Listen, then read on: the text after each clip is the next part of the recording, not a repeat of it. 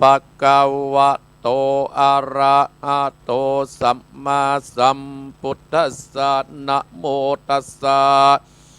ภะคะวะโตอะระหะโตสัมมาสัมพุทธัสสะนะโมตัสสะภะคะวะโต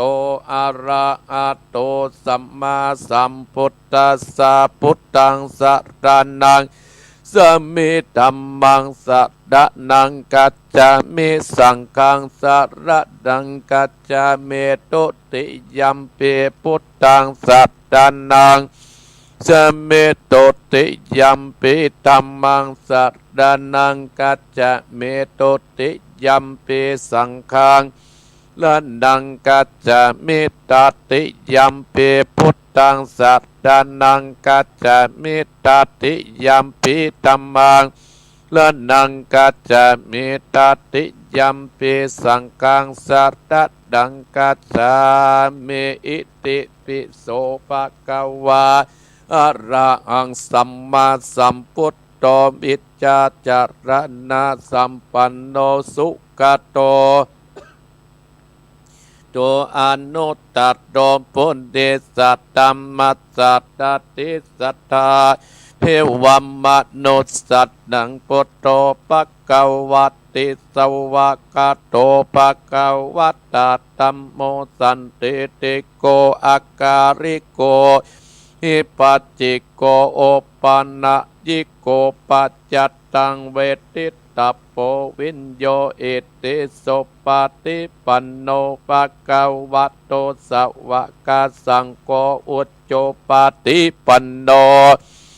วัตโตสาวกสังโฆยายาปฏิปันโนภะคะวะโตสาวกสังโฆสะเมเจปฏิปันโนภะคะวะโตสาวกสังโฆยะติตังจัตตาริปุติสายุกัสเนอัตตาปุติสาปุกกะระเอสาภะคะวะโตสาวกสังโฆอะอุดไดโยปะอุดไดโยตักกิดไดโยอัญชรีนันนิโยอนุตตรังบุญญาเกตังโลกัสสาติสาตุสาตุภะปัญญาปะดะมีสัมติตัสสาตุภะปัญญาปะดะมีวัดแวดล้อมนิยปัตตะมีอ้อมร้อมดับวังดีศีลปัตตะมีบางออกดาบเมตตาปัตตะมีปัปเปตังปืนตัดนะปัตตะมีเป็นปืนตั้งต่ออุเบกขาปัตตะมีก็เป็นเวียงสัจจะปัตตะมีแวดระวังดีเป็นไม่เต้าขันติปัตตะมีกายเป็นออกดาบบังหน้าไม้และปืนไฟอาทิตตานาปัตละเมปะปะไปจุแองแกงแกงแรงแรงปับหมู่มันปีสังไปเปตตุดับนางตอตานีอัศจรรย์เสือเหมือนปันอยู่กวางน้ำนาทีกวางตอกกวาง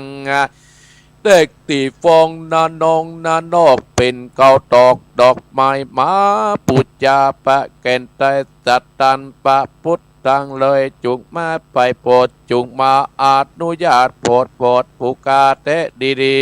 ๆแม่นางตอดละนีออกมาติดไม่ผมหยุดติดตาดจังไรกัดกังงาสับพ้นดินพ้นนำนาทีลงปะไปก็อับจับเต้าปะยามานเอาอาปุ่นกัวกับยกมือตุนหัวใส่เกาผู้ขานี้ชื่อว่าเป็นลูกศิษย์พระพุทธเจ้าตนมีบุญสมปันอันมากพระพุทธเจ้าจริงตั้งพระปัญญาปาดับมีไว้ก้าวจันตั้งไว้ตั้งหน้าก็ได้ก้าวจันตั้งไว้ตั้งหลังก็ได้ก้าวจันตั้งแต่หัวถึงตีนก็ได้ก้าวจันตั้งแต่ตีนถึงหัวก็ได้ก้าวจันเส้นว่าลูกปืนจักมาเสมอเหมือนปนเส้นอาก็จักบอกมาไกลดอยข้าพระเจ้าก็เลยได้ไหว้ว่าพุทธคุณนังธัมมะคุณนังสังฆะคุณนังพุทธอินตาธัมมะ อินตาสังกะอินตาสะแม่ธรณีอยู่เหนือน้ำอยู่กลางเป็นเด่นกันละเนอเกิดเติงถึงคุณพระปิตาคุณพระบัดดาคุณคุบาอาจารย์คุณพระแก้วทั้งสามประการคือคุณพระพุทธังคุณพระธรรมังคุณพระสังฆังคุณแดดคุณฝนคุณน้ำคุณลมคุณกุราชเจ้าก็ดีคุณป่าเจ้าตนเผ่าวัดนาก็ดีคุณนางอุตราก็ดีคุณป่าปาเจเจ้าก็ดีคุณแม่นางตอดัดดีเจ้าก็ดีจุงมารักษากำหน้าและกำลังยังตนตัวเองข้าพเจ้าและท่านผู้ฟังและเจ้าของสถานีกู้สถานีวันนี้ยามนี้จิมแดเตอร์พุทโธพุทธังรักษาธัมโมธัมมังรักษาสังโฆสังฆังรักษาพุทโธพุทธังอะระหังธัมโมมังอะระหังสังโฆสังฆังอะระหังพุทโธพุทธังกันอาธัมโมธัมมังกันอาสังโฆสังฆังกันอาพุทโธโปกธัมมังปิดสังฆังมิตรอายุวันโนสุขังปะลังเอาละศรัทธาญาติโยมบรรดาปวิแม่อุยต่อไปเขาจะแผ่เมตตาให้ตัวเก่าเน้ออะหังสุขิโตโอมิขอให้ข้าพเจ้ามีความสุขอะหังนิตตุโกโหมิขอให้ข้าพเจ้าปราศจากความทุกข์อะหังอะเวโรโอมิขอให้ข้าพเจ้าปราศจากเวรและภัยอะหังอัปปยาปโจโอมิขอให้ข้าพเจ้าปราศจากอุปสรรคอันตรายทั้งปวงหังอนิโกโอมิขอให้ข้าพเจ้าปราศจากความทุกข์กายและทุกข์ใจสุขีอัตตนังปฏิหะลามิขอให้ข้าพเจ้ามีความสุขกายและสุขใจรักษาตนให้รอดพ้นจากทุกข์ไปทั้งหมดทั้งสิ้นเถิดต่อไปแผ่เมตตาให้กับสรรพสัตว์ทั้งหลายเจ้ากรรมในเวรต่อไปสัพเพสัตตาอันว่าสัตว์ทั้งหลายที่เป็นเพื่อนทุกข์เกิดแก่เจ็บตายด้วยกันทั้งหมดทั้งสิ้นอเวราอุนตุจงเป็นสุขเถิดอย่าได้มีเวรแก่กันและกันเลยอัพพยาปจาอุนตุจงเป็นสุขเถิดอย่าได้พยาบาทและเบียดเบียนซึ่งกันและกันเลยอนีคาหุนตุจงเป็นสุขเถิดอย่าได้มีความทุกข์กายและทุกข์ใจเลยสุขีอัตตานังปฏิหะลันตุจงมีความสุขกายและสุขใจรักษาตนให้รอดพ้นจากทุกข์ไปทั้งหมดทั้งสิ้นเถิดท่านทั้งหลายที่ต้องทุกข์ขอให้พ้นจากทุกข์ท่านทั้งหลายที่ได้สุขแล้วขอให้ได้สุขยิ่งขึ้นไปด้วยการทุกขั้นทุกคนด้วยเทินข้าพเจ้าขออโหสิกรรมใดที่ข้าพเจ้าทำแก่ผู้ใดในชาติใดๆก็ตามขอให้เจ้ากรรมและในเวรจงอโหสิกรรมให้แก่ข้าพเจ้าอย่าได้จองเวรและจองกรรมต่อกันอีกเลยแม้แต่กรรมที่ใครๆทำแก่ข้าพเจ้าขออโหสิกรรมให้ทั้งสิ้นยกถวายพระพุทธเจ้าเป็นอภัยทานเพื่อไม่มีเวรกรรมต่อไปโดยอานิสงส์แห่งอภัยทานนี้ขอให้ข้าพเจ้าพร้อมด้วยครอบครัวบุตรหลานตลอดจนวงศาคณาญาติผู้มีอุปการะคุณของข้าพเจ้าจงมีแต่ความสุขจงมีแต่ความเจริญรุ่งเรืองประพฤติปฏิบัติแต่สิ่งที่ดีงามตามคำร้องของธรรมโดยเทินเอาละศรัทธาญาติโยมบรรดาพ่ออุ้ยแม่อุ้ยพ่อออกแม่ออกพี่น้องคณะศรัทธาท่านผู้ฟังทั้งหลายอาตมาภาพก็อนุโมทนากับโยมทองคำทิวงคำเข้ามาพ่อโยมแม่นงรักพิทองจาและหลายคนศรัทธาญาติโยม ที่ติดตามโดยอาตมาภาพมาโดยตลอดศรัทธาญาติโยมจะใกล้สิ้นปีแล้วเนอะสังขารก็ได้เพิ่มขึ้นแห่งปีหนึ่งศรัทธาญาติโยมมาเป็นหยังศรัทธาญาติโยมเนาะอีแม่ที่อยู่สันกำแพงว่าจะได้สบายอกสบายใจแล้วเนาะแม่ที่อยู่สันกำแพงแม่ที่อยู่ที่ป่าเมือดตาโดยสเกตตังสันทรายเนาะโยมแม่ต้องรักพี่ทองจาวันที่3เนอะประเพณีวัดเหล่ายาวใต้ตำบลเหล่ายาวอำเภอบ้านห้งจังหวัดลำพูนเพื่อนมีประเพณีส่งน้ำพระธาตุเป็นประจำปีก็พี่น้องคณะศรัทธาในตำบลเหล่ายาวก็จะได้ร่วมทำบุญส่งน้ำพระธาตุก็เชิญชวนศรัทธาญาติโยมไปร่วมกินร่วมทานเนอะอาตมาภาพก็จะโรงทานไปเปิดที่งานส่งน้ำพระธาตุโดยเพื่อเป็นการสนองคุณตอบแทนกันไปมาโยมชดาพรอุปนันท์เข้ามาพอศรัทธาญาติโยมฟังตังเมืองฝางฟังตังแม่ริมแม่ไออำเภอเมืองเชียงใหม่โดยสเก็ตเนาะลำพูนลำปางพี่น้องลำปางก็เข้ามาจัดหนักศรัทธาญาติโยมพี่น้องลำปางพี่น้องดอยเต่าพี่น้องฮอดจอมตองดอยหล่อแม่วางเนี่ยสันปะตองเนี่ยพดไปเสมิงพระศรัทธาญาติโยมและทั่วไปและวันนี้เช่นเดียวกันศรัทธาญาติโยมมาพอตารางอาตมาภาพในวันนี้นึกว่าบ่ได้ไปที่ไหนวันติดศรัทธาญาติโยมออกรายการแล้วก็จะไปบิณฑบาตเป็นประจำทุกวันติด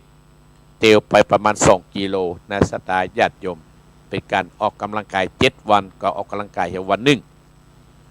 ไปบิณฑบาตปุ้นเขตกรปกลางกลุ่มที่5ปุ้นบนปุ้นศรัทธาญาติโยมแล้วก็วันนี้กินข้าวไงแล้ว10 โมงก็จะได้ทำพิธีทำบุญ100 วันคือกับคนที่วายชนไปเปิ้นวันนี้ได้ไปทำพิธีให้เบิ้นประมาณ2 โมงก็จะไปปวยหลวงปุ้นศรัทธาญาติโยมวัดต้าจุมปีเนี่ยจากต้าจุมปีแล้วก็ตุเปิ้นก็จะไปเข้ากรรมที่วัดเชตวันตำบลยังคามของคณะสงฆ์เนี่ยจากขั้นแล้วศรัทธาญาติโยม1 ทุ่มอาตมาภาพก็ไปต่อที่ประเทศธรรมคือกับคนผู้วัยชนที่อำเภอแม่วางบ้านพันตนตำบลตุ้งปีอำเภอแม่วางคืนนี้จะไปพบปะศรัทธาต้านผู้ฟังที่หั่นคืนก่อนนั้นกับบ้านห้วยน้ำเก่าศรัทธาญาติโยมแทบก็ยั้งแต่คืนนี้ศรัทธาญาติโยมสลบสลายวันนี้กับลูกเจ้าโยมแม่จันเพนคำโพธาไปกรุงเทพมาแล้วเนาะอันเนี้ยศรัทธาญาติโยมภาวะของตู้เจ้าก็ต้องทำหน้าที่ของภัยของมันเนาะศรัทธาญาติโยมส่วนติดหน้านั้นไอ้เจเพิ่นขอเวลาเพราะว่าเปิ้นบ่ได้อยู่เปิ้นจะไปงานโยมที่เมืองฝางศรัทธาญาติโยมโยมกนกพรพิชัยนาเนาะเดี๋ยวเปิ้นจะไปงานวังศิลาฤกษ์แต่อาตมาภาพร่วมทำบุญไปแล้วศรัทธาญาติโยมติดงานประกันติดงานวันนั้นศรัทธาญาติโยมเนาะก็เป็นอย่างศรัทธาญาติโยมใกล้ไกลไปภายมีเวลากลับไปอาตมาภาพก่อนที่จะได้ได้จะศรัทธาญาติโยมวันนี้เอาธรรมวิสุทธิยามาเทศนาถึงที่ผู้วัยชนไปโดยมีนายแดงนางอัชราพันน้อยเป็นเจ้าภาพตานไปเพื่อกับแม่อุเรอุตตะแพร่พร้อมด้วยน้องสาวที่เชี่ยงชีวิตไปอาตมาภาพก็ขอบคุณศรัทธาญาติโยมไอ้โยมท่านนกรพรอัมพุนโยมคนุภาพรอัมพุนที่ได้มาเอี่ยวมาหาอาตมาภาพได้ช่วยก้านน้ำกาไฟอาตมาภาพ1-2ขออนุโมทนาอาตมาภาพเดือน4 เพลงนี้ก็จะได้ตานโต๊ะลงทานศรัทธาญาติโยมอนุโมทนาโยมสิริกรบุญเป่งโยมสิริกรบุญเป่งเข้ามาพอแม่จันเพนคำโพธาเจ้าของหอแม่เหียก็จะได้ตานโต๊ะศรัทธาญาติโยมโต๊ะลงทานและกับเก้าอี้หลุยที่อาตมาภาพเคย บัดนี้ก็มีศรัทธาญาติโยมได้มีเมตตาให้กับอาตมาภาพวัดหนองเหียงเพราะว่าจะเตรียมงานเดือน9เพ่งศรัทธาจะได้เป๊กทุเจ้าหันวัดหนองเหียงจะได้ทุเจ้าจบปริญญาตรีเพิ่นไปห้ามไปเห็นลูกศิษย์อาตมาภาพนี่แหละตอนเจ้าก็อุปสมบทเป๊กแล้วก็ตอนบ่ายก็จะเป็นประเพณีส่งน้ำพระธาตุต่อไปและหาเก้าอี้ลงทานไว้ศรัทธาญาติโยมเนาะศรัทธาญาติโยมคนเฮานั่นเกิดมาแล้วก็ประคาดแคล้วในการสร้างบุญสร้างกุศลคนเฮานั่นก็จะได้สร้างบุญสร้างกุศลภายสร้างการสร้างบุญบารมีนั่นมันบ่มีขายเนื้อโยมเนื้อมันบ่ใจมีขายตามร้านตามเซเว่นบ่ใจมีขายตามตุกกาดการสร้างคุณงามความดีของเฮานี่นะถ้าเฮาจะเจริญรอยตามองค์สมเด็จพระสัมมาสัมพุทธเจ้าเฮาก็ต้องใจสังขารของเฮาเนี่ยศรัทธาญาติโยมสร้างบุญสร้างบารมีของภัยของมันอย่างวันนี้อาตมาภาพก็จะให้อีพ่ออีแม่ลองคิดโดยอาตมาภาพตามไผ่โทรมาเป็นจะได้ทั้งลาปัดต้องโทรได้บ่เนาะ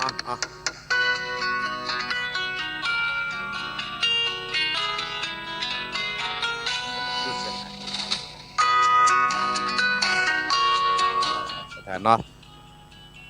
เรื่องเจริญปอนตาย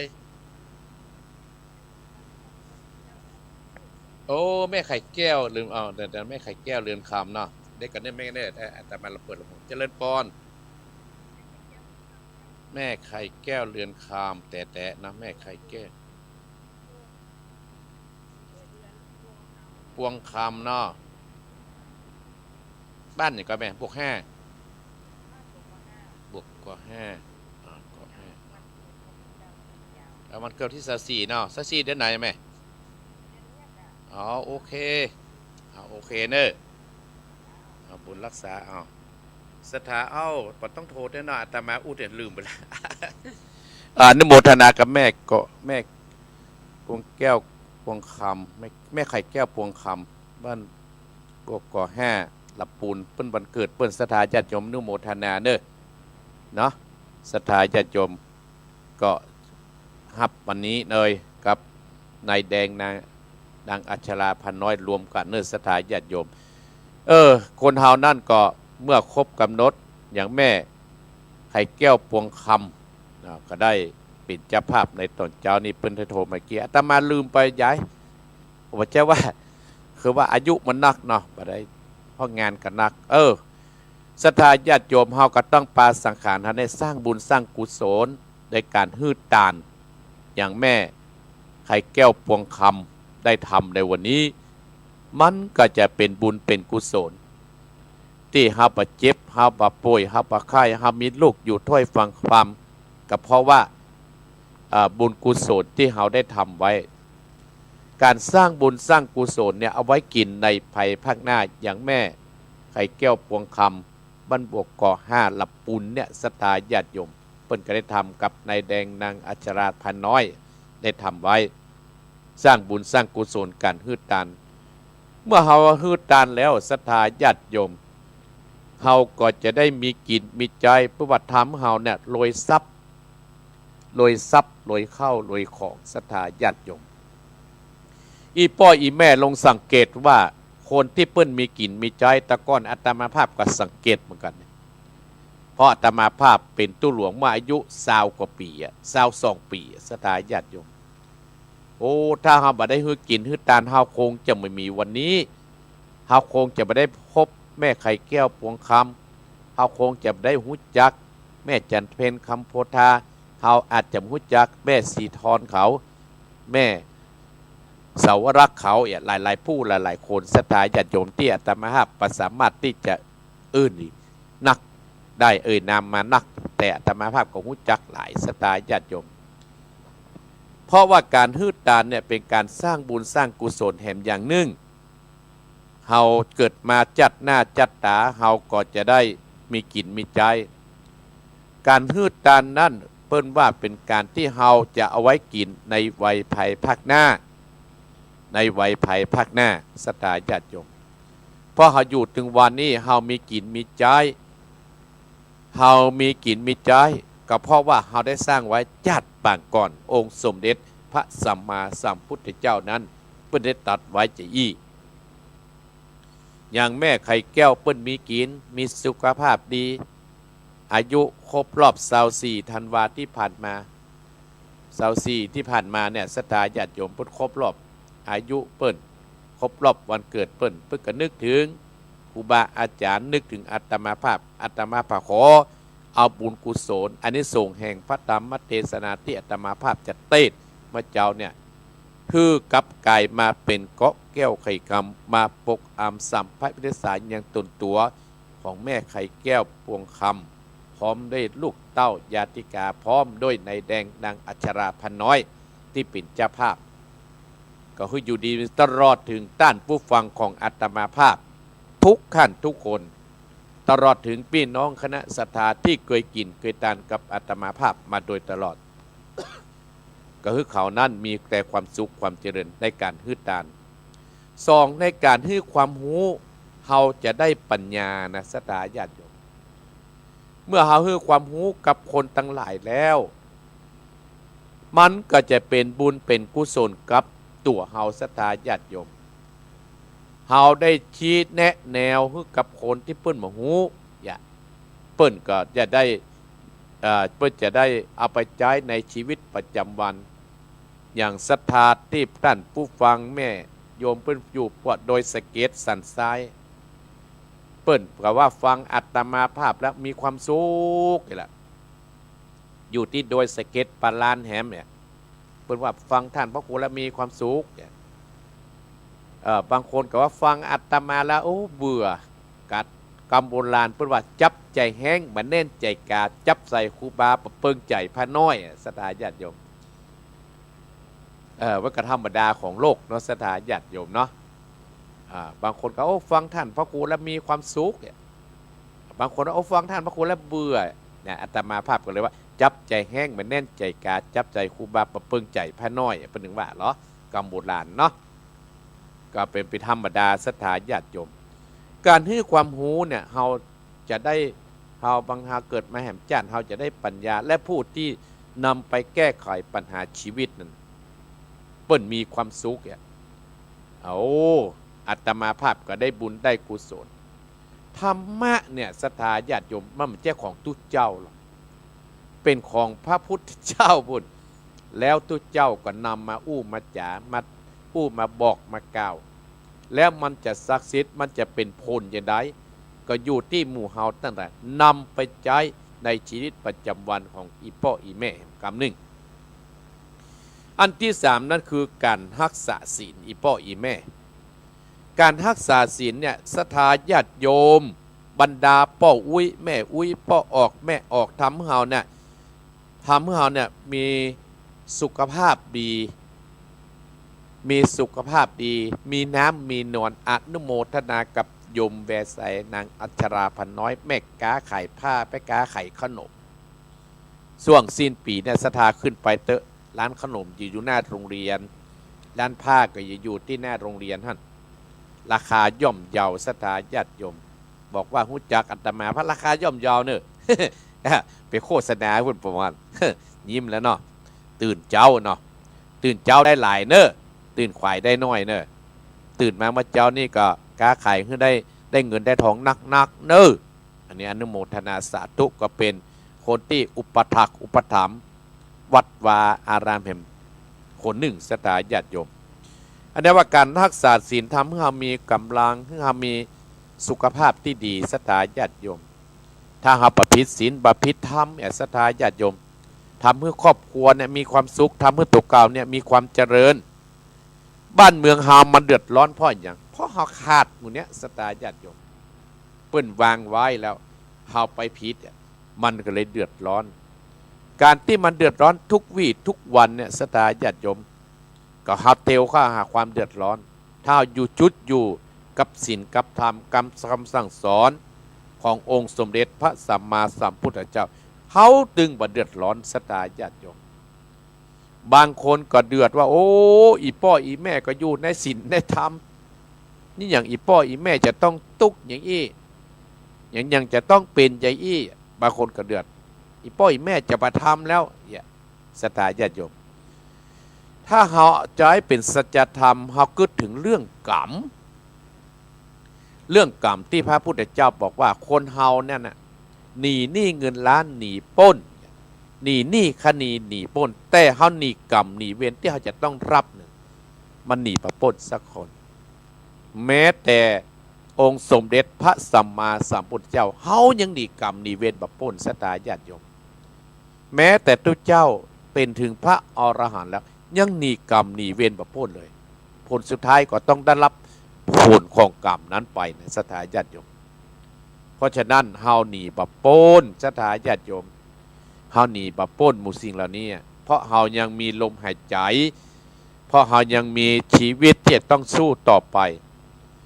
เฮาจะไปท้อในการสร้างคุณงามความดีเนื้อศรัทธาญาติโยมอนุโมทนากับโยมสายฝนจันกุณะไม่หลวงสายฝนวันหนองพระขาวเนี่ยศรัทธาญาติโยมถ้าเฮาการนะศรัทธาญาติโยมหมู่ฆ่าศึกหรือว่าศัตรูมันก็จะบุกเฮากันติกะเพราะฉะนั้นภัยจะต้องตั้งด่านใจเฮาเนี่ยจะต้องเป็นด้านหน้าอดสู้ต่อไปถ้าเราจะมีเห็นอย่างหนึ่งถ้าเราอยากให้มีความสุขในอีพ่ออีแม่ด้านผู้ฟังต่างหลายครูบาอาจารย์เพิ่นเลยสอนบอกว่าคือเฮาเนี่ยอยากมีความสุขเนี่ยหนึ่งเฮาคือตานไปแล้วสองคือความรู้ไปแล้วสามเฮารักษาศีลไปอีกประการหนึ่งเพิ่นบอกคือเฮานั้นถ้าอยากมีความสุขนั่นนะคือเฮาแห่งไฟ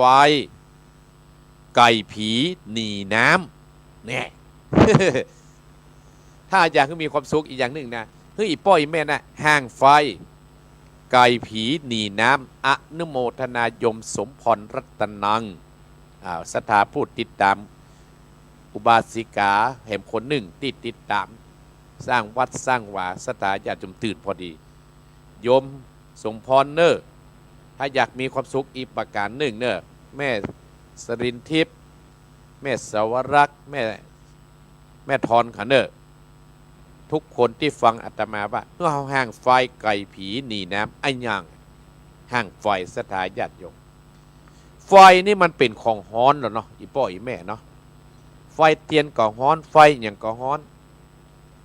ถ้าเขาว่าห่างไฟเนี่ยมันห่างไฟคืออย่างไฟนี่เปรียบเหมือนองค์สมเด็จพระสัมมาสัมพุทธเจ้าพูดว่ากิเลสเนี่ยศรัทธาญาติโยมทุกคนนะเกิดมามีกิเลสหมดอัตมาภาพก็มีกิเลสเหมือนกันแต่เป็นกิเลสที่อย่างบางศรัทธาญาติโยมถ้าว่าอาตมาหมดจดอาตมาบอกแล้วศรัทธาญาติโยม เพราะที่มันเดือดร้อนถึงวันเพราะว่ามาห่างไฟเพราะมีกิเลสนักศรัทธาญาติโยมตีหันตามสื่อตามโทรทัศน์ตามอันนี้ศรัทธาญาติโยมเปิ้นขีดกันเพื่อแล้วเขายังบุญไปแฮมเขาเตียวก็หามันล่ะไฟนี่มันฮ้อนห่างกิเลสทั้งกายทั้งใจศรัทธาญาติโยมคือเขาหนีไปนี่เขาแห่งมันไกลๆสองไก่ผีเนี่ยศรัทธาญาติโยมไก่ผีก็คือการพนันถ้าการพนันเข้าสิ่งไผ่คนใดคนหนึ่งหุมหุยหุมแซ่หุมสปะเนี่ยอัตมาภาพอาหารไผ่ลอยกับการพนันสักคนอันนี้ว่าคือไก่ผี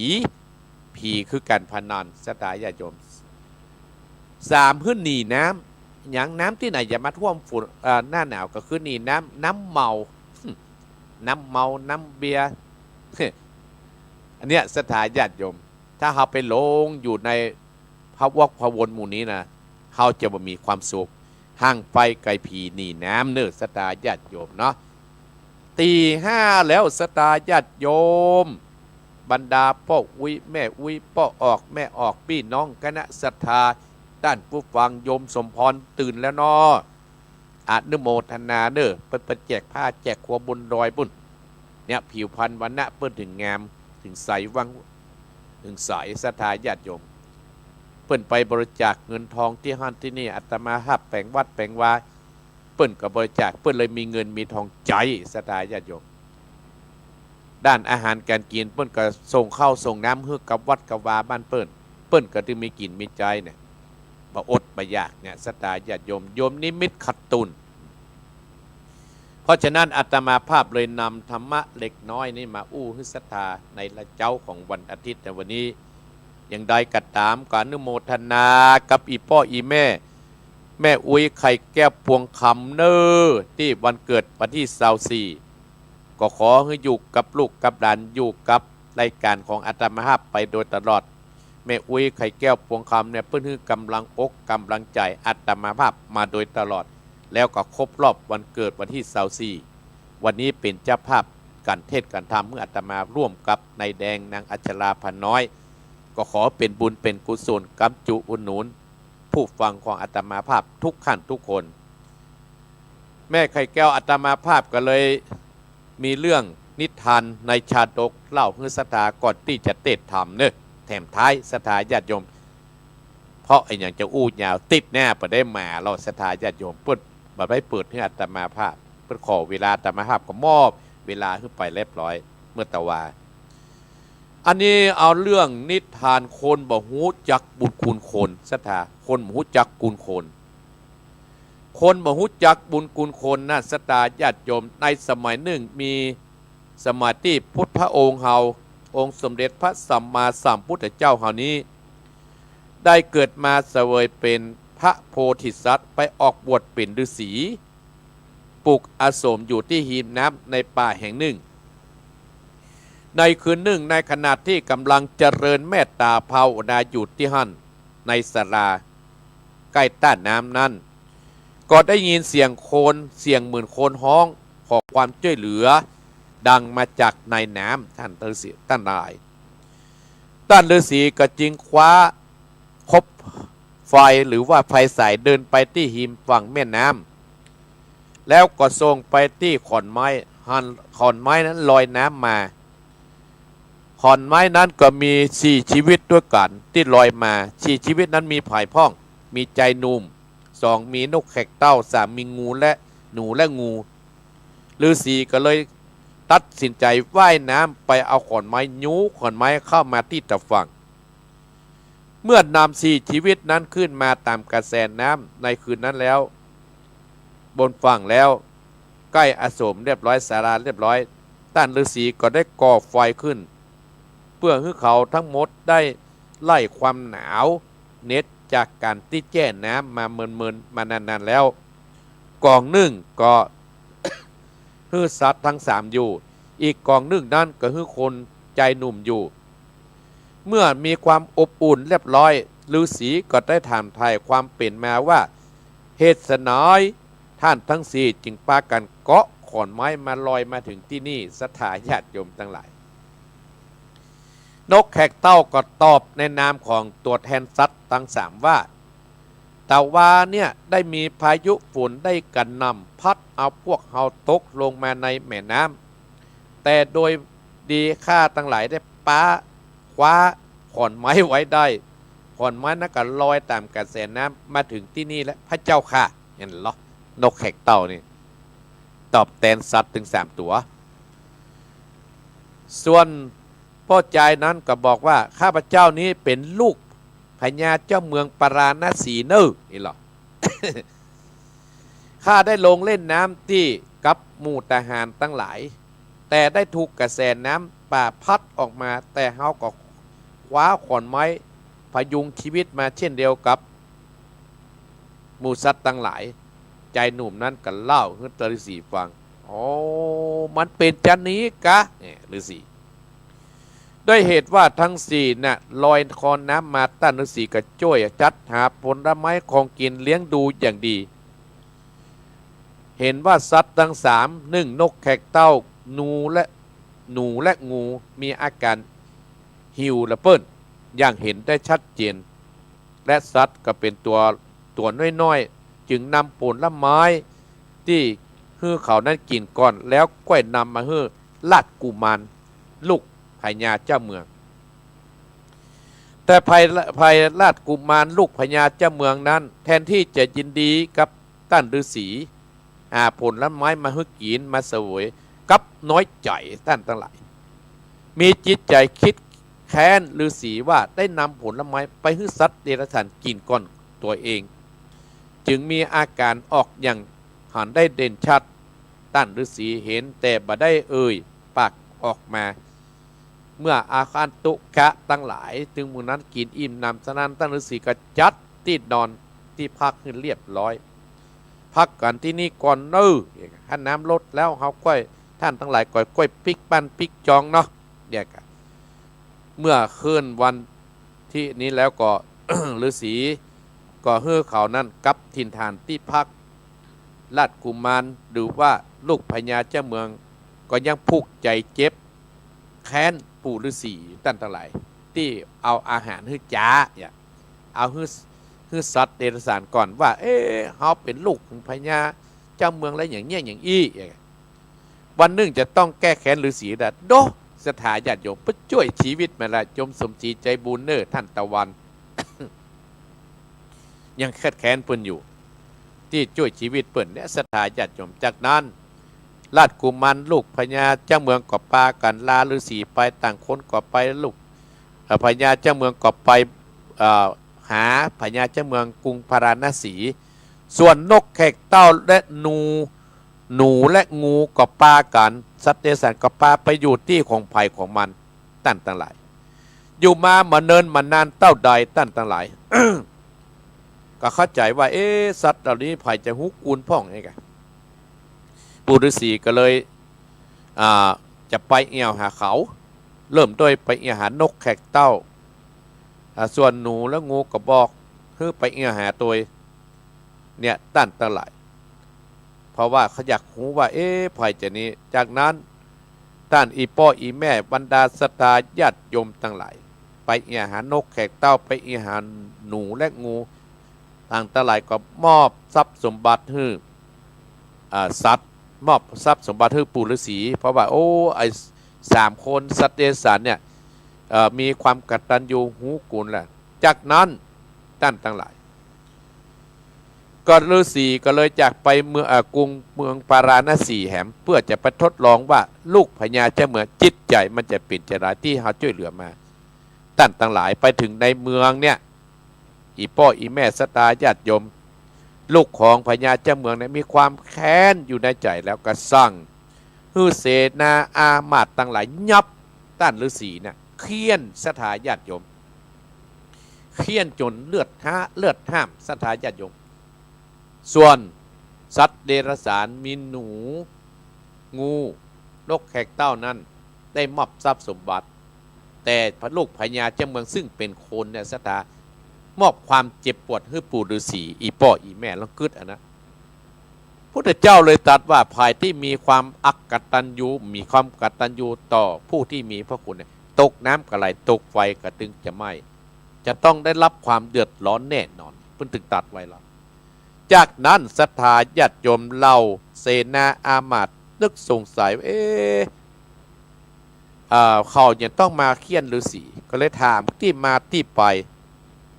ศรัทธาญาติโยมพ่อฤาษี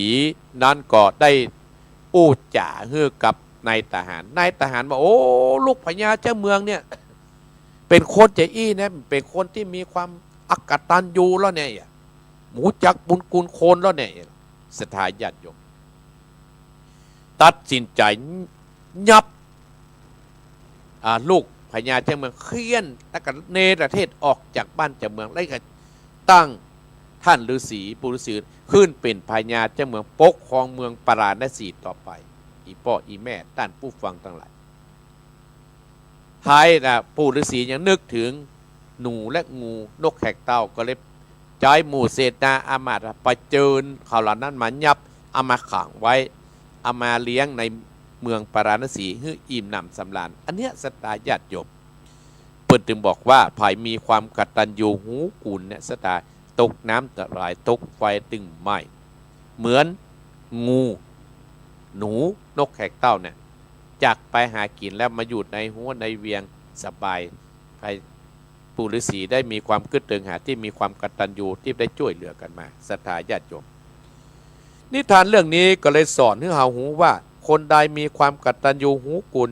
ย่อมบาปโจรหากคนใดอักตัญญูแล้วย่อมพบความพินาศ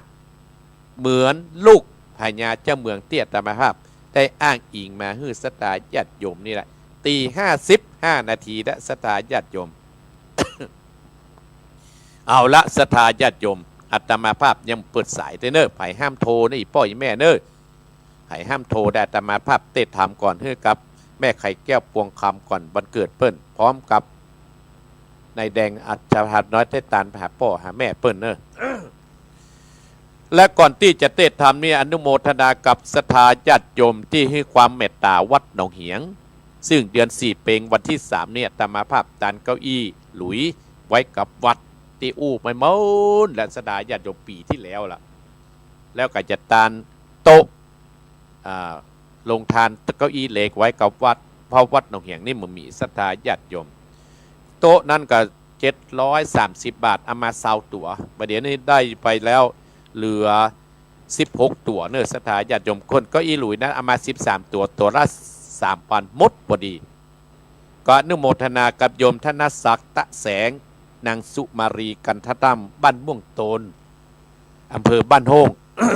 1 ตั๋ว 3,000 บาทในฐานทัศน์นางชโรธรอำเภอแม่วาง1 ตั๋ว 3,000 บาท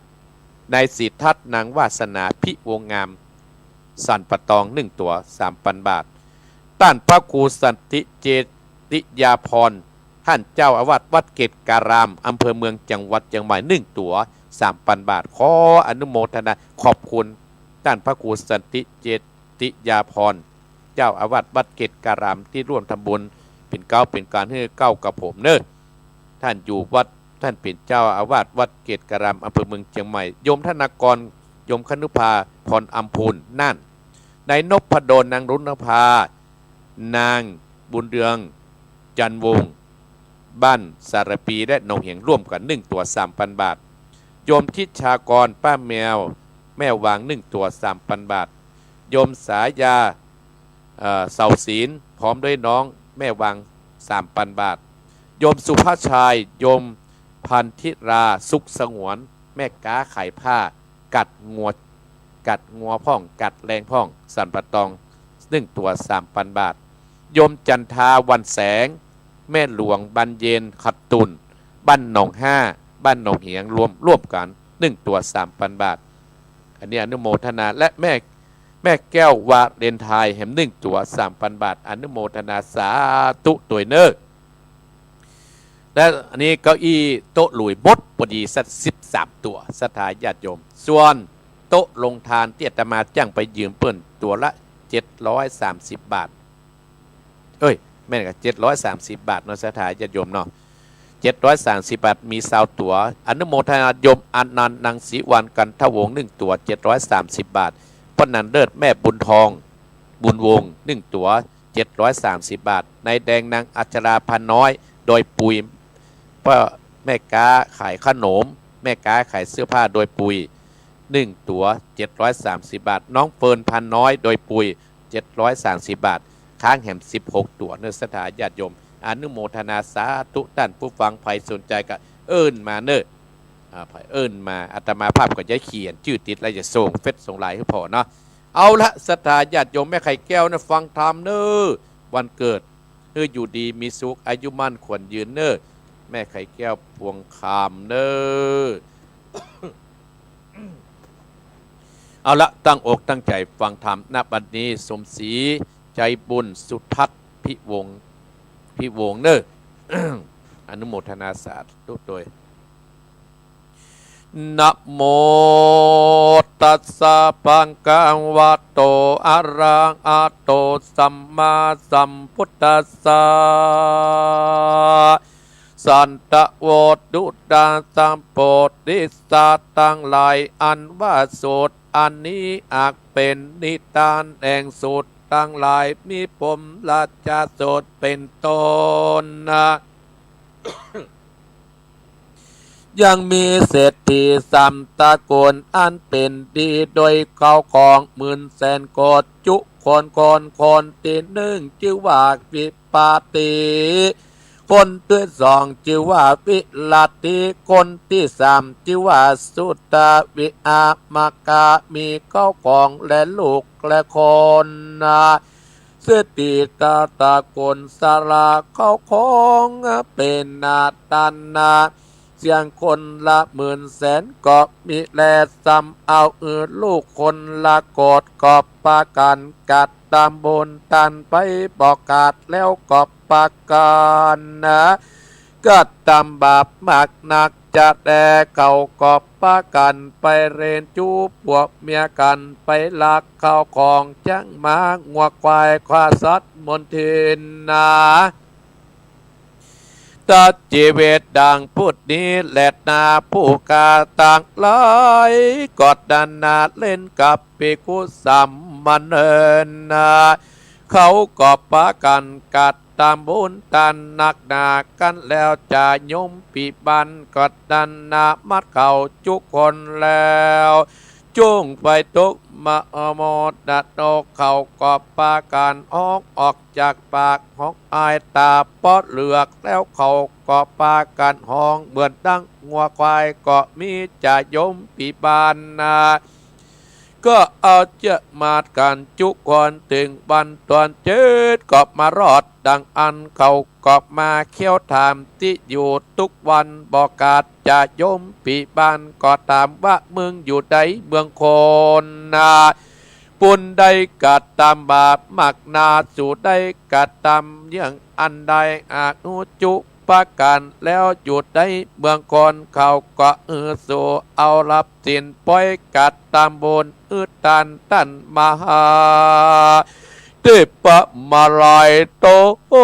นาองค์อาจเขาได้กัดตามกันบอดจอบพระจริงได้ไปตามยังคนในมดดาโตเหตุนันโสเรื่องนี้จะเพศตั้งหลายจึงตอบว่าข้าเมื่อเกิดเป็นคนเขาก็ปากันไปเรนจูจะเขาตาเปียตั้งหลายและเขาได้กาปนาติบาตแต่ดื่มสุราและอุจจาดนั่นแลผู้คาจึงได้มาจมอยู่ที่นี่ผู้คาตั้งหลายจึงท่านมาเทพมาลายโตนประเสริฐลำเนิดแก่ท่านตั้งหลายจุงคนนาบอกคือกาคือคนตั้งหลายจิมเตอจุงได้ปากันไปเกี่ยวกินตานอุติสะบุญตันไปอาปุติไวจนอย่างวันนี้ก็มีแม่ไข่แก้วปวงคาม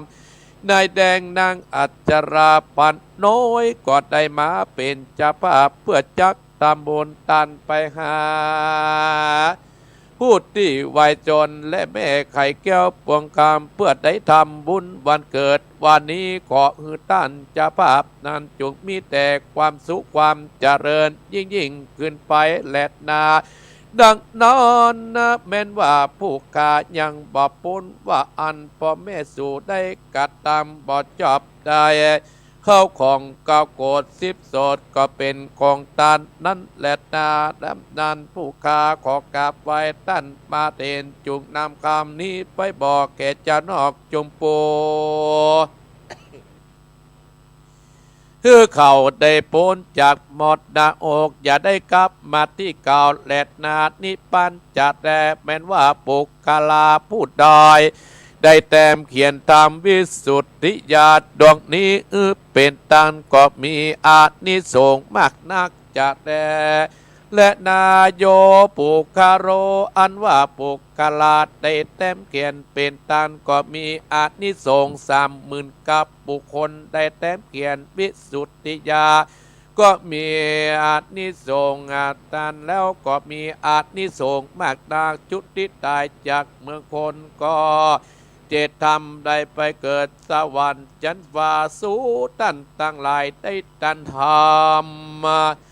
วิสุทธิญาณนี้เก่าก็ขอท่านตั้งหลายก็มีแต่ความสุขความเจริญยิ่งขึ้นไปวิสุทธาจากานิติตังก็บังคมสมเด็จเสด็จเอาละศรัทธาญาติโยม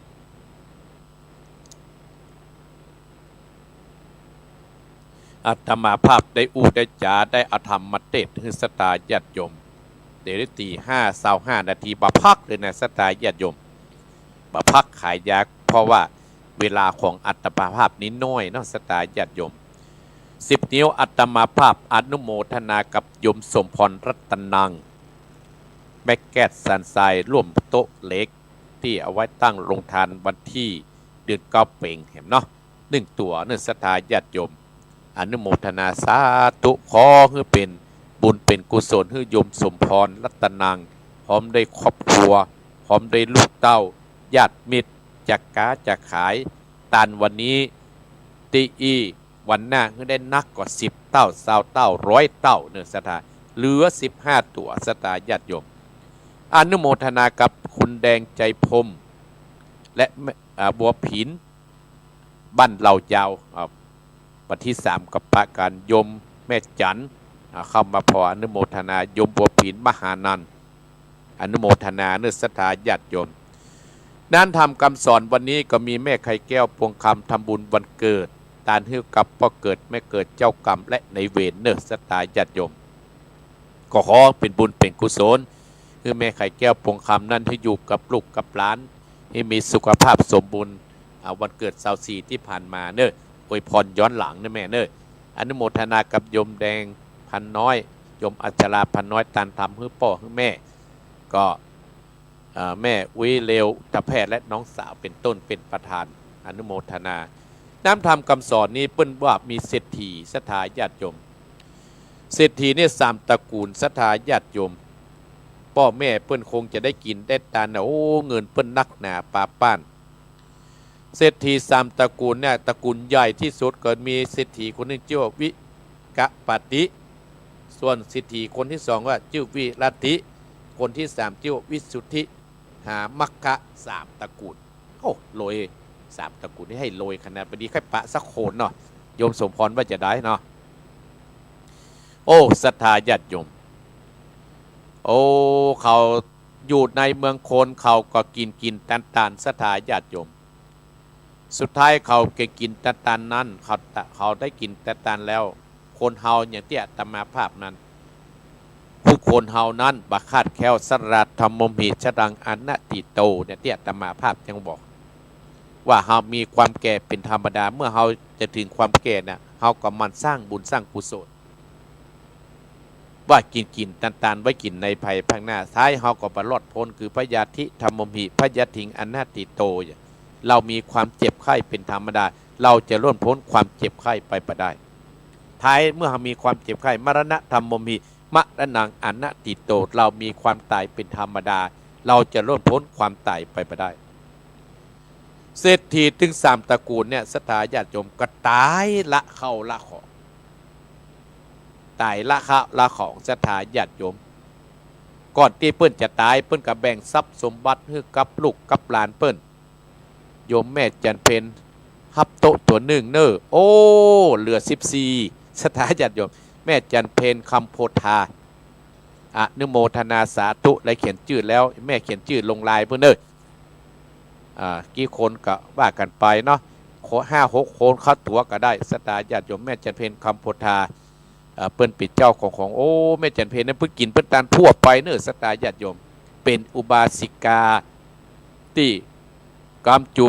วัดวาครูบาอาจารย์ทั่วไปการยมสมพรรัตนางแห่งคนและหลายผู้หลายคนเจียตภาภาพอู้จ่าปฏิกี้เพราะก่อนอู้ถึงโต๊ะลุยมามีแม่เปิ้นไปอู้แม่จันเพนเนี่ยแม่จันเพนเซาะมาให้อาตมาภาพเรากับแม่คุณหมอเนาะกับแม่วันครับเป็นเก้าไม่ได้มีนักเลยนะแม่พอละมาเอาละขี้ขานเกียบ มีเป็นจัดนักแล้วนั่งสบายแล้วอย่างแม่หันนั่นนะแม่เป็นผู้ที่เริ่มขึ้นกับวัดตรงเฮียงก็คือแม่จันเพนแม่วานเขากับแม่กับคุณหมอแต่ประเดี๋ยวได้เปิ้นไปย้ายไปอยู่เกาะคาและสถาญาติโยมเริ่มต้นเงื่อนแต่มาภาพเปิ้นฮับโต๊ะลงทาน750 1 โต๊ะเล็กที่บ่ได้ไปยืมไผ่ละแม่จันเพนคำโพธาโยมสมพรรัตนางข้างแห่ง14 ตัวสถาญาติโยมอู้ถึงปฏิไหนอู้ถึงว่าเศรษฐีนักกระต่ายไปศรัทธาญาติโยมก่อนที่เขาอยู่ในเมืองคนเขามีเงินมีทองแต่นะศรัทธาญาติโยมเขาบ่เอาศีลเนี่ยตายไปรับทุกเวทนาศรัทธาญาติโยมก็เลยมาเข้ากำฝันลูกกำฝันหลานศรัทธาญาติโยมก็มีภาพมาลัย พระเตปปามาลัยเนี่ยก็เข้าไปสถานญาติโยมเข้าไปเอี่ยวพอว่าโอ้ก็ถามว่าพวกท่านทั้งหลายอย่างมารับทุกเวทนาบางคนก็โดนน้ำฮ้อนรอใส่ปากบางคนก็โล่นขึ้นเกาไม้นกทั้งหลายก็มาจิกกินบางคนก็ตัวเป็นคนหัวเป็นก้อยถามเลยกันบางคนตัวเป็นคนหัวเป็นงัวเป็นควายอะไรกันถามหมู่เพศผีนั้นสถานญาติโยมก็ตอบว่าโอ้จัดเป็นก้อนนั่นนะอยู่ในเมืองคนเนี่ยเปิ้นมีงานวัดวารามข้าไปกินไปตานข้ามีแต่ข้าได้กินได้ตันเท่าไหร่ขอฝากกรรมนี้ไปบอกคือกับพี่กับน้องขั้นอยู่เมืองคนกำเนิดอย่าได้สี่เป้งนะสถานญาติโยมตันข้าวหลามยุเขาเหรอเอาบอกคือเขาเนี่ยจะเมื่อเขาได้ปิกมาที่นี่เนอะค่าทุกคนเดียวกับพอแล้วท่านสถานญาติโยมท่านมหาเทพปามาลัยนั่นก็ได้มาบอกกล่าวให้คนทั้งหลายกระทำบุญสูญตานให้กับเหมือนกับอีพ่ออีแม่ท่านผู้ฟังที่ติดตามตัวที่อาตมาภาพและอ่านชื่อมาตะกี้เก้าอี้หลุยก็ดีโตอันนี้ก็อีหลุยนี่เสี่ยงไปแล้วสตาเมื่อเจ้านี้ได้2 ตัวกับข้างแฮม13 ตัวสตาก็มียมสมพรรัตนังปาเมือดสันทรายแม่จันเพนคำโพธาแม่เฮียเจียงใหม่เจ้าของหอเนอะพายไปตะปุ้นมีลูกมีหลานห้ามเฮียนก็ไปหาแม่จันเพนนะก้าหอนี่ก็สบายสบายสถาไปถามกันเนาะขึ้นไปตังบนดอยกับไปซื้อเสื้อซื้อผ้าซื้อเพชรซื้อพลอยซื้อขนมเนี่ยบนดอยปุยก็ร้านในแดงดังอัชราพันน้อยราคาย่อมเยาบอกว่าหูจักท่านพระครูโอ้ราคาเริ่มเยาสถานญาติโยมพูดเล่นไปได้เนอะอนุโมทนาสาธุเนาะก็ตามราคาก้าศีลเพื่อนกันเนาะเอาแม่เจนเพนไข้หัวหันสถานญาติโยมเวลาประเด็นนี้ตี 5 กึ่งและสถานญาติโยมตี 5 กึ่งและอนุโมทนาตี 5 กึ่งและติดหน้าไปได้มาเนอะอีพ่ออีแม่ติดหน้าไปได้มาเนอะแม่ไข่แก้วก็ได้ก็เตรียมน้ำหยาดเนอะเดี๋ยวอาตมาภาพตายได้ตรวจน้ำเนอะได้ตรวจน้ำก็อนุโมทนากับสถานญาติโยมที่อาตมาภาพว่าเก้าอี้หลุยตะกี้ที่จัดการเดือน4เป็นวันที่3ถ่ายแล้วเรียบร้อยแล้วอาตมาภาพจะถ่ายรูปมือเนาะลงเฟซลงไลน์ให้อีพ่ออีแม่ก็โยมธนศักดิ์ตะแสงโยมสุมารีกันทัท่าม่วงตน1 ตัว 3,000 บาทนายทันทัศนางชโรธรแม่วัง1 ตัว 3,000 บาทไอสิทธัตพิวาสนาพิวง1 ตัวต้นแห่นหลวง 3,000 บาทต้านพระครูสันติเจติยาพรเจ้าอาวาสวัดเกตการามอำเภอเมืองเชียงใหม่รองเจ้าคณะตำบลอำเภอเกตก็1 ตัว 3,000 บาทโยมธนกรโยมคณุภาพรอัมพุน1 ตัว 3,000 บาทโยมนพดลลุงนภาและสารปี1 ตัว 3,000 บาทโยมทิศากรแม่วาง 3,000 บาทโยมสายาบ้านวางแห่ง1 ตัว 3,000 บาทโยมสุภชัยโยมพัทธิราสุขสงวนสัมปตอง1 ตัว 3,000 บาทโยมจันทาวันแสงแม่หลวงบรรเยนขัดตุนหนอง5 1 ตัว 3,000 บาทตันตะไหลแม่แก้ววาเรนไทย1 ตัว 3,000 บาทอนุโมทนาสาธุตัวเนอมดพอดีสถาก็อีหลุยที่อาตมาภาพแต่เอินได้จ่าไปอนุโมทนากับโต๊ะเล็กที่เอาไว้เป็นโรงทานพออาตมาภาพจะเป๊กตุเจ้าเป็นจบปริญญาตรีกันนะอาตมาภาพจะได้ผู้รู้แหละสถาญาติโยมนายอนันต์นางศรีวันกันทวง1 ตัว 730 บาทป้นนันเลิศแม่บุญทอง1 ตัว 730 บาทนายแดงนางอัชราพันน้อยโดยปุ๋ย1 ตัว 730 บาทน้องเฟิร์นพันน้อยโดยปุ๋ย1 ตัว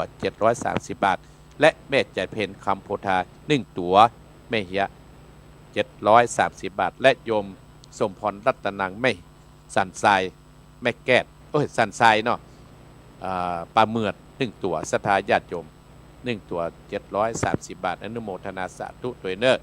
บุญใดกุศลใดที่อีพ่ออีแม่จะทำบุญวันเกิดก็ดีเพราะว่าทุกครั้งสถาญาติโยมมีการโอ้พอดีดูกรรมการไปอันนี้เขากล้าแปลรายงานอนุโมทนายมศรีพานตัดแก้วเนี่ยเข้ามาพอโยมแม่หลวงบรรเย็นบุญทวง ได้ประกาศให้แล้วเนอแมนเนอร์เสียงนี้ดังไปถึงไหนก็ขอให้ชื่อเสียงอีป้ออีแม่ที่ร่วมกินร่วมตันอัตมาภาพไปถึงที่หั่นอีป้ออีแม่จะเตียวไปตังใดก็ดีจะไปตังเหนือจะไปตังใต้จะไปตังวันตกวันออกอัตมาภาพก็ขออานิสงส์แห่งการตันเก้าอี้ตันโต๊ะให้อีป้ออีแม่นะนั่งลุกสบายฮือเตียวบบุตรเตียวดาที่อีป้ออีแม่ไปที่หั่นปกปักรักษาอีป้ออีแม่ศรัทธาตั้นผู้ฟังของอัตมาภาพที่อนุโมทนาร่วมก็ดีที่ใจแรงก็ดีที่ใจสติปัญญาก็ดีที่อุจจาให้อัตมาภาพมีลู่ทางก็ขอให้เป็นบุญเป็นกุศลเป็นเกาะแก้วไขคำปกอำสามพิษายังตนตัวของคณะศรัทธาของอัตมาภาพทุกขั้นทุกคนโอ้ก็มีแม่น้องไก่พร้อมน้องใบเตยรับ1ตัวอนุโมทนาสาธุค้างแห่ง13ตัวอนุโมทนาสาธุเนออันนี้อยู่บ้านโฮงศรัทธาญาติโยมโอ้อนุโมทนาก็ขอให้น้องไก่น้องใบเตยมีหน้าที่การงานจะไปสอบข้าราชการที่ไหนคือมันปันได้เนอคือเจ้านายฮักเจ้านายหุบเนออนุโมทนาสาธุเนาะขอบุญกุศลคุ้มครองรักษาอีป้ออีแม่ทุกขั้นเอาศรัทธาญาติโยมตี5 กึ่งและศรัทธาญาติโยมอาตมาภาพจะออกก่อน10 นาทีแล้วเพราะว่าจะได้เตียวไปบิณฑบาตศรัทธาญาติโยมศรัทธาเป็นท่า ไปเจ้ากับปิกเจ้าศรัทธาญาติโยมเตียวไป2 กิโลไป2 กิโลพุ่นติดหน้าไปได้มาเนื้อศรัทธาญาติโยมเนื้อติดหน้าเพิ่นขอเวลาให้กับท่านมหาชมศาสตร์เนาะเอาละศรัทธาญาติโยมไผจะอู้จะจาก็อาตมาภาพก็ตี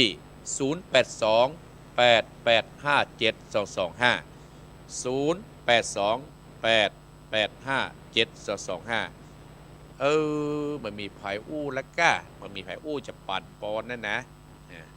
มีไผอู้จะปั่นปอนนั่นศรัทธาญาติโยม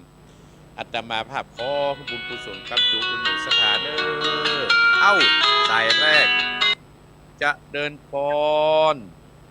แม่สาสัตว์โอเจ้าแม่ลายเนอโอ้แม่ลายอยู่ตั้งได้สบายดีก่อแม่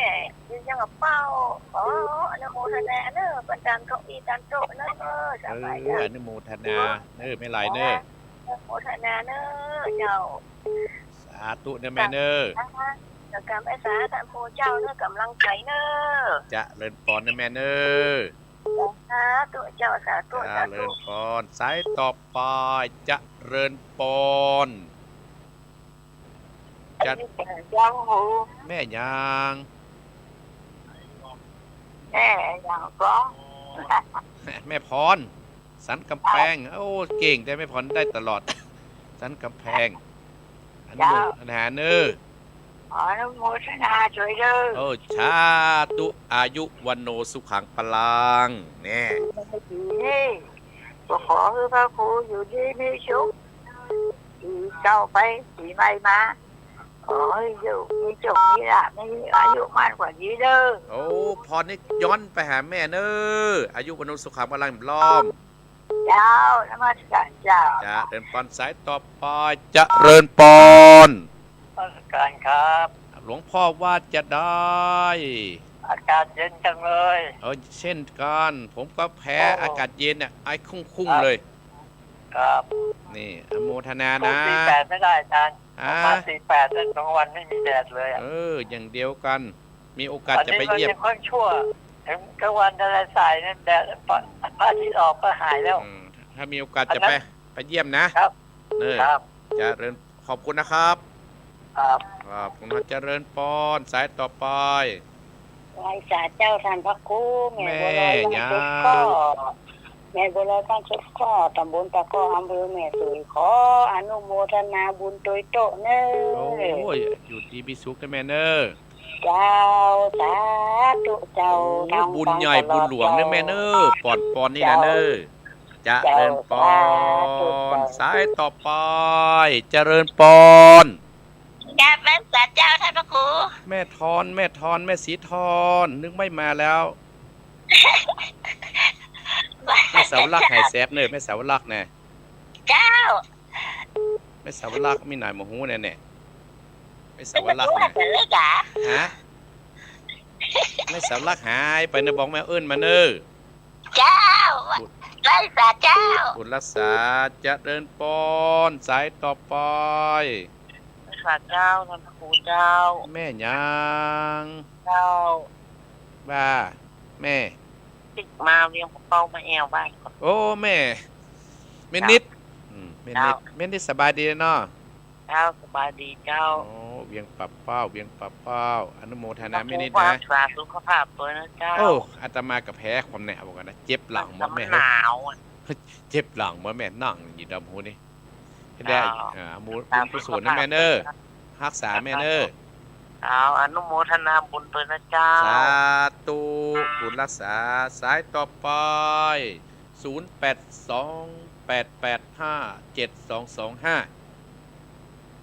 0828857225สถานญาติโยมปริยัติมาภาพจะได้หลานเจริญปอน กาไว้สาเจ้า แม่ยัง แม่อมพรบุญหมื่น โอ้อีแม่สบายดีกะ เจ้ากำลังสบายดีนี่เจ้า โอ้แม่อัมพรมื่นแล้วเนอะแม่เนาะ อันแม่จะเอาอันอย่างกระดาษที่700 ปลายน่ะ 730 บาทโต๊ะใหญ่แม่โต๊ะ เจ้าเจ้าเจ้า แม่อัมพรมื่น โต๊ะตั บุ ว ญมื่น เจ้า โอ้แม่อยู่อันสันทรายเนาะ เจ้าเจ้าสันทรายหัวฝ่ายเจ้า คุณรักษาแม่เนอ เจ้า อันนี้ก็โทรหาก่อนเนอ เจ้าเจ้า คุณรักษาอนุโมทนาแม่อัมพรบุญมื่นบุญล้านดีกันแม่1 ตัวค่าแหม13 ตัวเจริญปอน อาจารย์ธรรมครูพระเพลงคนช่วยชีวิต โอ้ เด้อ แม่เพนคนสู้ชีวิตมาแล้วหายแน่ไป ฟั เด้ ง อ ชัดเจนเด้อวันนี้ก็18.5เด้อ โอ้ชัดเจนเนาะ ครูเด้อ อนุโมทนาเนอแต่นึกว่าบ่ได้ฟังนะ จ้ะ จ้ามันหายประกรรม เจ้าแม่นะแม่นะ บุญรักษาเนอแม่เนอ เจ้า จ้า รักษาจ้ะ เล่น เดี๋ยว พ จ้ะ รแม่เพนคนสู้ชีวิตอำนขอบคุณแม่อัมพรบุญมื่นหัวฝายสันทรายโยมสมพรได้ยินมีเพื่อนแล้วนะโยมสมพร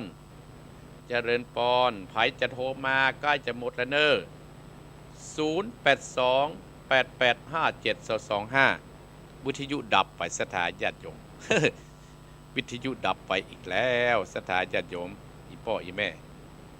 เอาใครจะโทรมาก็โทรเนอะได้อาตมาภาพจะล่ำจะลาแล้วนะ วิทยุอาตมาภาพดับไปหันเอาใครได้ยินวิทยุดังเอิ้นมาเนอะแต่ที่โดยหลอดนี้ดับไปจะเดินปอน เจ้าไหวสาเจ้า เอาแม่น้อยวิทยุดับก่อ ดับเจ้าปิดแล้วเจ้า มันวิทยุดับไหมก่อแม่หน่อยแม่ เจ้า ประเดี๋ยวมันเปลี่ยนอย่างหูละหัน เปลี่ยนอย่างหูไปละหันอนุโมทนาแม่น้อยเนอะแม่ เจ้า บุญรักษาเนอะขอบคุณธรรมนะแม่เนอะคือแม่มีปัญญาเนอะ เจ้าขอให้ทางนี้สุขภาพแข็งแรงตลอดปี69นะเจ้า โอ้ปอนแม่น้อยเนี่ยอาตมาภาพนี่ฮับแล้วก็ขอย้อนไปให้แม่น้อยเหมือนเช่นเดียวกันที่แม่น้อยอยู่กับหมู่เฮาทั้งหลายไปตลอดเนอะ สาธุสาธุ เจริญปอนนะแม่เนอะอายุกโนสุขังปรังโอ้วิทยุดับไปแล้วแม่น้อยว่าสถาญาติโยมเมื่อวิทยุดับไม่เป็นไรวิทยุดับไปกระสูนก็ขึ้นมาภายที่ว่าฟังอยู่ตอนนี้สถาญาติโยมว่าที่มันบดับอนุโมทนาเนอะศรัทธาญาติโยมเนาะแล้วอาตมาภาพก็จะได้ล่ำลาละเพราะวิทยุมันดับไปศรัทธาญาติโยมเอาตั้งไกลๆว่าจะได้อีแม่โอ้แม่อัมพรวิทยุดับก่อนแม่อัมพรลองโทรมาแม่อัมพรแม่อัมพรจะเดินปอน เจ้าภาษาหลวงพ่อเจ้า แม่อยู่ไหน บ้านตุงซานเจ้าอำเภอเมืองปานเจ้า ต้องสั้นแม่ไม่ยุวิทยุดับอ่ะแม่ ประดับเจ้า ที่หนองที่นี่ดับเลย เจ้า แม่ชื่อหยัง แม่ลุ้นบ้านตุงซานเจ้า แม่ลูนต้องซ่านแม่ลูนต้องซ่าน พัฒนาเด้อเนอะติดานโตะเด้อเนอะ โอ้บุญรักษาอีแม่เนอ เจ้า บุญรักษาอีแม่เนาะเจริญปอนมีคนโทรมาเจริญปอนแม่ ไว้สาเจ้า แม่หยัง แม่ห้อยน้ำขาวเจ้า แม่หัวน้ำขาวไม่ยุดับก่อปลาดับเจ้า ตั้งนี้มันดับเลย มาดับเจ้า ข ขอห้ามโทรเนอร์ดงหานาดเจ้าขออนุโมทนาเนอร์ห้วยน้ำขาวเนอร์เจ้าขอตุ้ลุงสุขภาพแข็งแรงเลยเจ้าขอบคุณเนอร์อนุโมทนาสาธุโอ้สายนับเจริญพรบัดดับลูก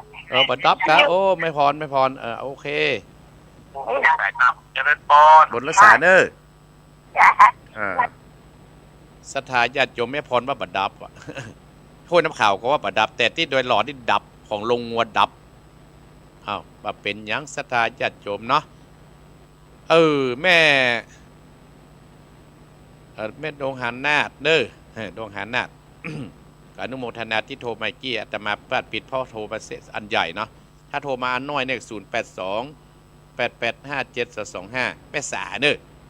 แม่สาแม่อุสาก็อนุโมทนากับศรัทธาญาติโยมเนอที่มีเมตตากับวัดตรงเห็นแม่อัมพรบุญมื่นก็ขอเฮือมื่นล้านดีกันแม่อัมพรเนาะขอเฮือบุญรักษาแม่เนี่ยแม้นว่าจักตานไปหาคนนั่นมันว่าตานไปหาพ่อเกิดแม่เกิดเจ้ากรรมในเวรก็ขอเพื่อสำเร็จในหน้าที่การงานเนอนี่แม่ลูกหลานได้กินเงินเดือนนักอาตมาภาพก็จะล่ำลาแล้วนะศรัทธาญาติโยมเนาะจะล่ำลาแล้วเพราะว่าวิทยุมันสูงกันศรัทธาญาติโยมเนาะลืมไปลูกปิดก็ไม่ได้ศรัทธาเพราะอาตมาภาพอยู่ในห้องไปก็อนุโมทนากับโยมวรีนันทนัทท่านพระครูใบติกาพรชัยสุรัตโตอยู่ชุมพรชัดเจนบ่ะพระยุไก่ฟังนะอยู่สหรัฐก็มีออสเตรเลียก็มีสถานญาติโยมที่ติดตามอาตมาภาพก็ขอให้ท่านทั้งหลายที่ติดตามตัวอาตมาภาพนั้นสิ้นปีนี้ขึ้นต้นปีก็ให้ได้ดีกว่าเก่าในปีนี้เนอะปีนี้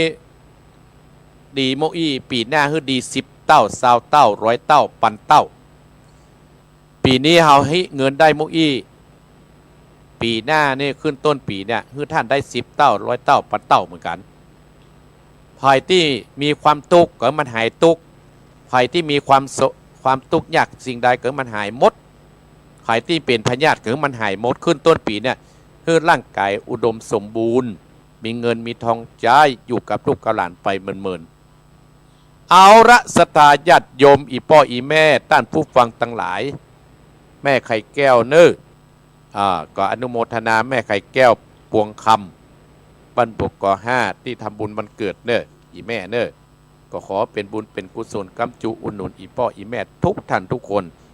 ตั้งแต่วันนี้เวลานี้เป็นต้นไปอีพ่ออีแม่ปรารถนาสิ่งใดสิ่งหนึ่งก็ดีก็ขอให้สำเร็จทุกท่านทุกคนพร้อมกับคนที่ติดตามตัวอาตมาภาพอันนี้ส่งตันโต๊ะก็ขอให้มีกินมีใจตลอดไปอันนี้ส่งตันก็อีหลุยครั้งแรกนั่นก็คือมีแม่เพนคำโพธามีแม่วันเป็นเป็นประธานที่ทำมาให้อาตมาภาพจนสำเร็จทุกวันนี้3 ปี4 ปีที่แม่พึ่งกึศให้อาตมาภาพก็สำเร็จก็ขอให้ท่านเจ้าภาพแม่จันเพนก็ดีภัยก็ดีที่ได้เป็นเจ้าภาพให้อาตมาภาพนั้นสำเร็จในหน้าที่การงานเด้อเอาละเด้อ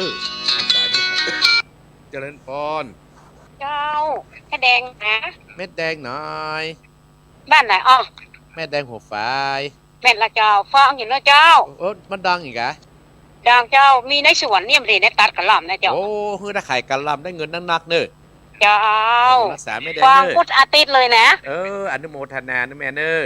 เจ้าสเตือกก็ถ้าไม่ได้ยกว่ามีมันก็หล่อมได้โถอย่ายินดีนะแม่เด้อเจ้ามาบุญรักษานะแม่เด้อเจ้าอายุวันโนสุขังพลังศรัทธาญาติโยมเอาละอาตมาภาพขอให้ท่านทั้งหลายนั้นมีแต่ความสุขความเจริญยิ่งขึ้นไปเนอแม่ไข่แก้วเนอพวงคำพร้อมได้ให้แดงพร้อมแดงอาชลาอปอนเนอตรวจน้ำเนอยัตถาวติวหาปุราปฏิปุเรนติสาคารังเอวะเมวะอิโตทินังเปตานังอุปกัปปติอิจิตังปฏิตังตุมอังคิปะเมวะชมิจันตุสเปปุเรนตุสังกปาจันโตปนะระโสจถามณิโสติตโสยัตถาสปิติโยวิวัสสันตุสัพพะโรโกยนัสสันตุมาเตมตรายโยสุขีที่ขายุโกภวะอภิวาทนะ สีริสะนิจังอุตตาปจายโนจัตตารโอธรรมาวัฏันติอายุวันโนสุขังพระลัง